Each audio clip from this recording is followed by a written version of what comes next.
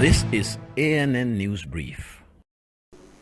Female cancer patients in Senegal can now take a breath of relief. Senegal's government says it will offer women suffering from breast or cervical cancer free chemotherapy in public hospitals from the beginning of next month. For other types of cancers, the government says 60% of the costs will be reimbursed. President of the Senegalese Anti-Cancer League, Dr. Fatma Genau, says breast or cervical cancer are the most common types of cancers affecting women in the country.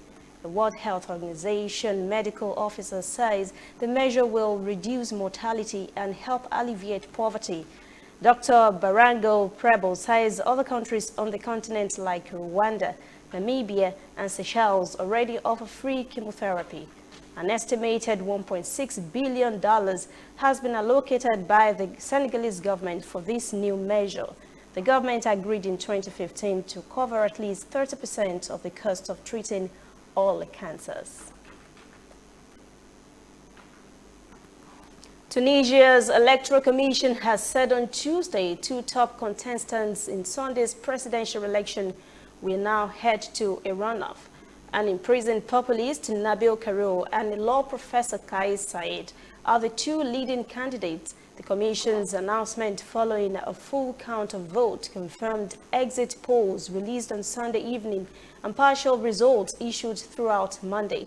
26 candidates contested the election, and the two front-runners who branded themselves as political outsiders will advance to a second-round runoff. Sunday's vote has been seen in Tunisia as a sharp rebuke of the established political forces that have dominated the nation since the 2011 uprising called Arab Spring. The two candidates' success has been described as a rejection of the moderate parties that have ruled Tunisia for 8 years. Said, little known before the election, is a constitutional law professor who ran a modest campaign with next to no publicity or funding. Karoui, on the other hand, is a well-known but controversial figure. He owns a major television news channel and the founder of a large charity that focuses on the plight of Tunisians poor. Karoui was detained weeks before the election over a tax evasion and money laundering case brought 3 years ago by an independent transparency watchdog. He denies all wrongdoing, and his supporters attribute his arrest to political manipulation. He was unable to take part in televised debate before the vote. We'll return after this break. Whether in your house, at your office, on your phone or online, we are there. We have the facts behind the headlines. We cut to the chase with the news you really need. We cover every angle. We are the bigger, better news network. We are African News Network. ANN. Watch ANN News on MITV from a truly African spirit.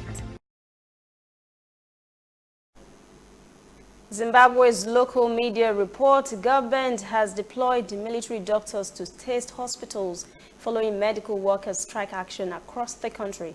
On Tuesday, doctors boycotted work in protest at the alleged abduction of their union leader Peter Magombeyi.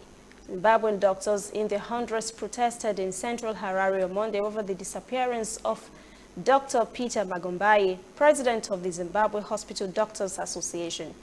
Dr. Magombeyi was one of the organizers of the ongoing strike to demand higher wages for state doctors because of soaring living costs before he disappeared on Saturday night.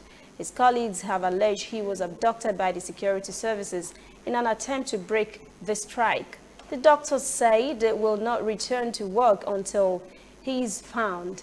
A senior information ministry official denied the government was responsible for his abduction. Health Minister Obadio Moyo said military doctors would provide services as a temporary measure.